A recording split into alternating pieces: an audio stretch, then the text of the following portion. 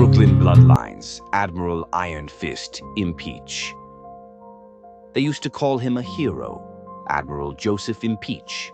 Medals on his chest, steel in his eyes, commander of men in a world where every decision meant life or death.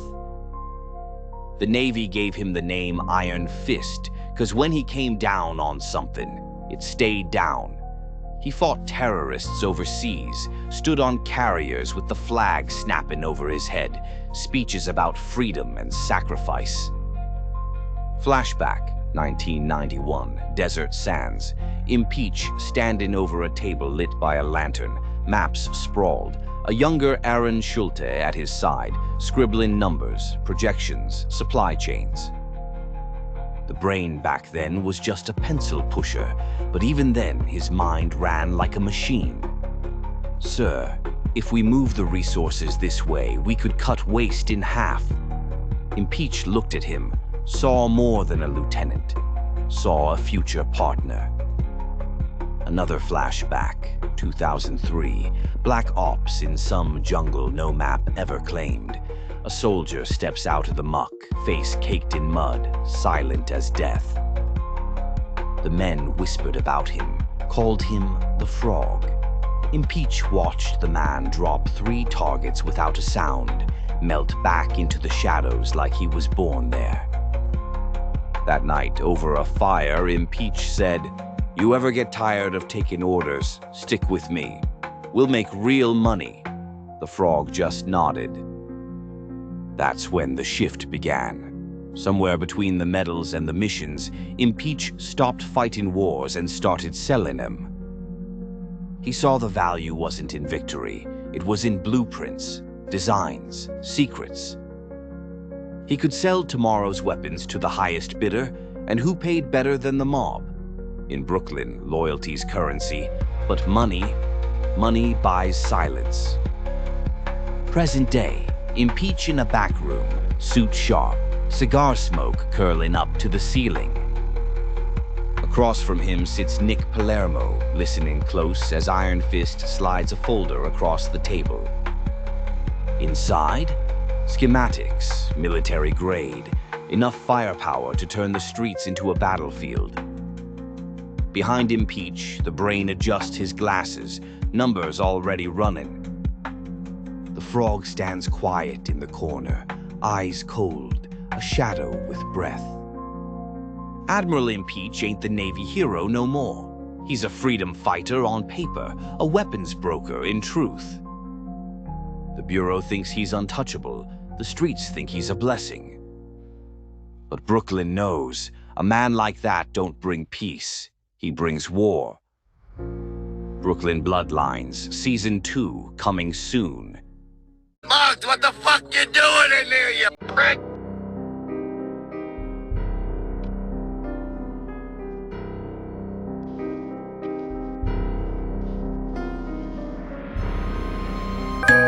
Analyzing evil, the Riddler, the psychology of obsession, ego, and enigma. A Bambi's Twisted Tales and Pizzaverse Studios production. The mind that can't stand silence. Every man's got a need, some for love, some for power. But Edward Nygma, he needed to be understood. He ain't chaos like Joker. He ain't cold like Freeze.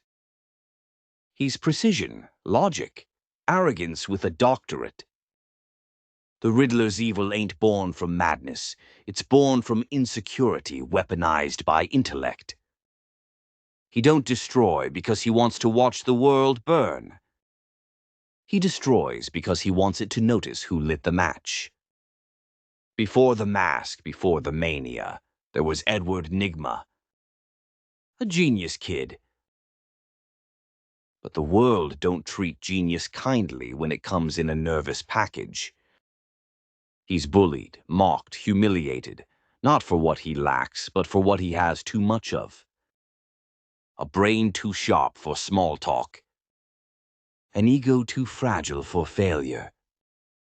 Psychologists call this compensatory narcissism, when deep-rooted insecurity forces a person to overcompensate with superiority.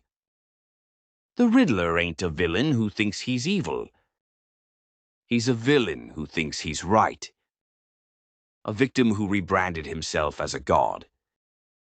The world ignored him, so he decided to make the world listen.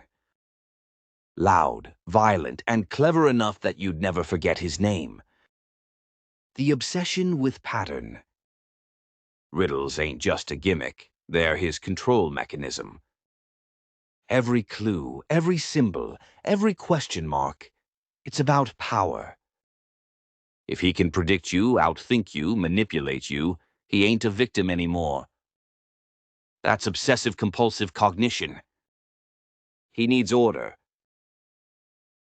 He needs symmetry in the chaos. To Edward, riddles ain't jokes, they're justice.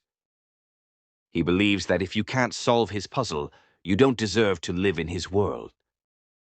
That's how narcissistic delusion evolves, when a person starts equating intelligence with morality.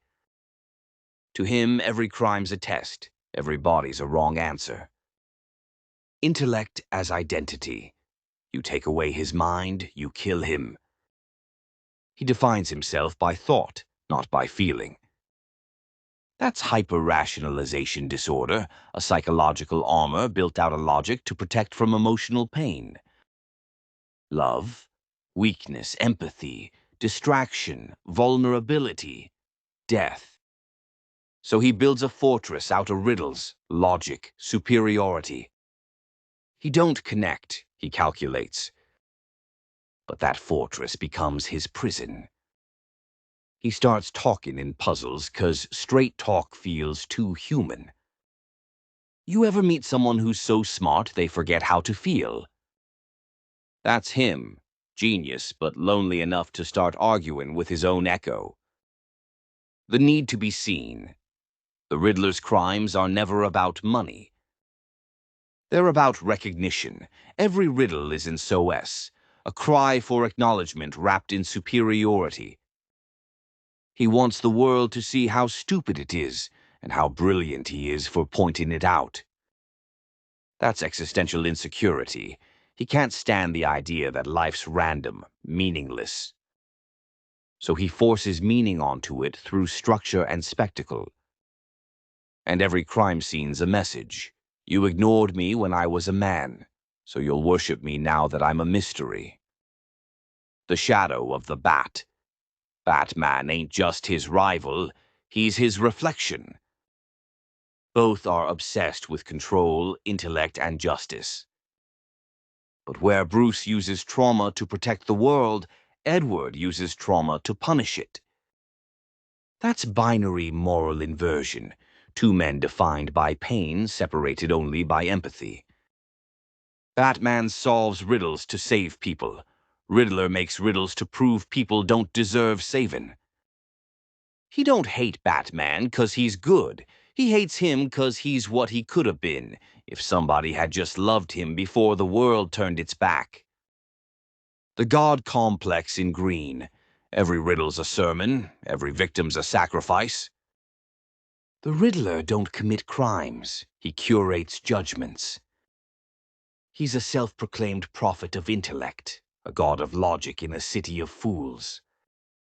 That's delusions of grandeur. It's not just belief, it's theology built on ego. He believes he's the moral compass Gotham deserves, a genius cleansing the filth one puzzle at a time. And when people die, he calls it evolution. The Riddler don't murder. He edits. The addiction to proving a point. It's never about the riddle itself. It's about winning. Each time Batman solves one, Edward dies a little inside. He can't stand being outsmarted. That's ego-syntonic addiction, a compulsion tied to identity.